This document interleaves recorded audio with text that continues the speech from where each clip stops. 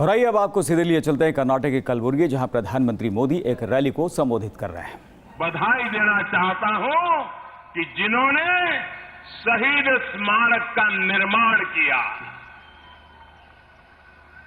ये काम जो स्थानीय जनता ने किया वो कांग्रेस सरकार भी कर सकती थी, लेकिन जहां भी सरदार वल्लभ भाई पटेल का नाम आता है तो कांग्रेस के एक परिवार की नींद उड़ जाती है और पूरे कांग्रेस के लोग भी सरदार वल्लभ भाई पटेल से पीछा छुड़ाने के लिए भागते रहते हैं। भाइयों बहनों, कांग्रेस के लिए सरदार वल्लभ भाई पटेल के प्रति ये तिरस्कार ये कोई नई घटना नहीं है, ये उनके स्वभाव में है। भाइयों बहनों, कांग्रेस के स्वभाव में ये भी है, सिर्फ सरदार वल्लभ भाई नहीं, देश के अन्य वीर शहीद नहीं, ये कांग्रेस पार्टी तो शहीदों और देशभक्तों का उनको नीचा दिखाना, उनको भुला देना, उनको अपमानित करना।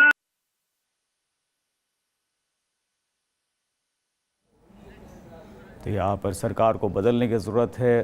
एक रैली को संबोधित कर रहे हैं प्रधानमंत्री नरेंद्र मोदी, और लगातार जो है तमाम चुनावी रैली को संबोधित करने वाले हैं और सबकी नजरें इस पर टिकी हुई हैं किस तरह से यहाँ पर रणनीति बन रही है। एक परिवार की गाड़ी चल पाए, इसलिए इतिहास को भुला देने का लगातार प्रयास रहा है। आप कल्पना कर सकते हैं कि हमारे वीर सैनिकों ने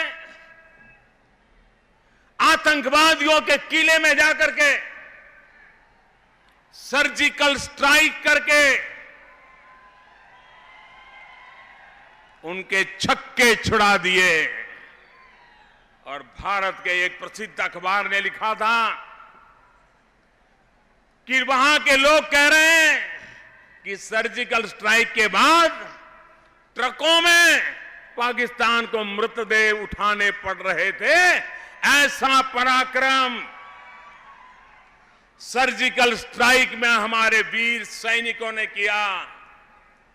तब ये कांग्रेस पार्टी बेशर्मी के साथ देश के शहीदों का अपमान करने की आदत रखने वाली, देश के वीरों का अपमान करने की आदत रखने वाली, मातृभूमि के लिए जी जान से मरने मिटने वालों को भुला देने वाली कांग्रेस ने सर्जिकल स्ट्राइक के लिए भी सवालिया निशान खड़े कर दिए और कहा, मोदी जी जरा सबूत लाइए, सबूत लाइए। मैं जरा कलबुर्गी के भाइयों बहनों से पूछना चाहता हूं, क्या आपको सबूत की जरूरत है? क्या मेरे वीर जवान कैमरा लेकर के जाएं या बंदूक लेके जाएं? भाइयों बहनों, सबूत चाहिए तो पाकिस्तान में जो मुर्दे हटाए जा रहे थे, जरा उनकी जानकारी ले ले कांग्रेस के लोग, उनको पता चल जाएगा हमारे वीर सैनिकों ने कैसा पराक्रम किया था।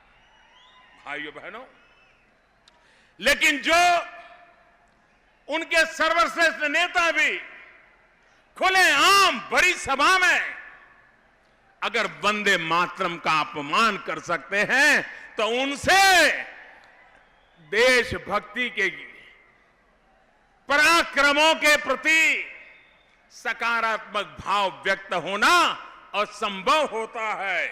और इसलिए भाइयों बहनों,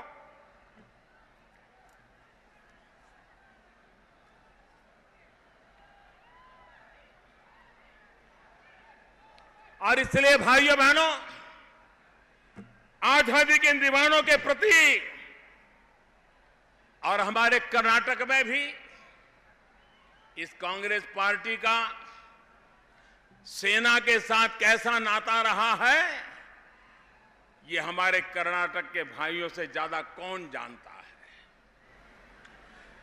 फील्ड मार्शल करियप्पा और general Thimayya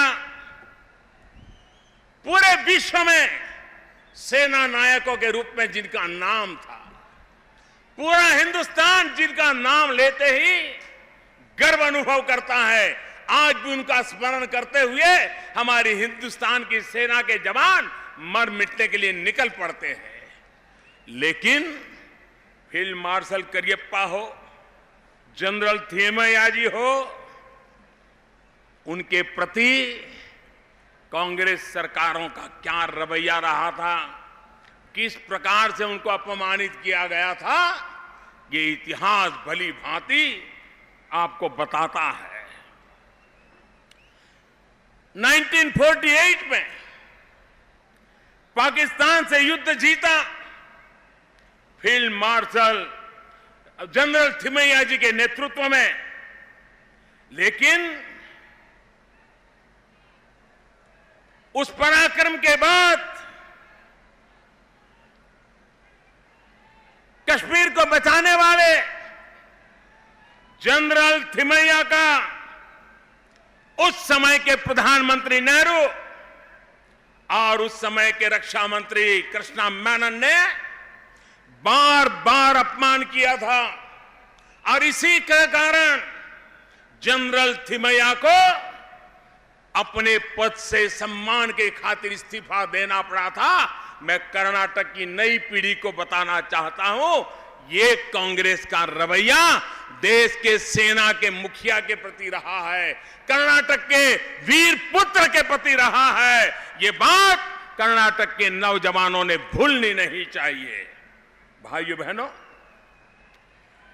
field marshal Cariappa 1962 Bharat और चीन की घटना आज भी इतिहास की तवारीखों में दर्ज है, और उनके साथ फील्ड मार्शल करियप्पा जी के साथ क्या व्यवहार किया गया, इतना ही नहीं, सर्जिकल स्ट्राइक के बाद हमारे वर्तमान सेना नायक, उनको कांग्रेस के एक वरिष्ठ नेता, उन्होंने यहां तक कह दिया कि ये तो गुंडे हैं, गुंडे। भाइयों बहनों,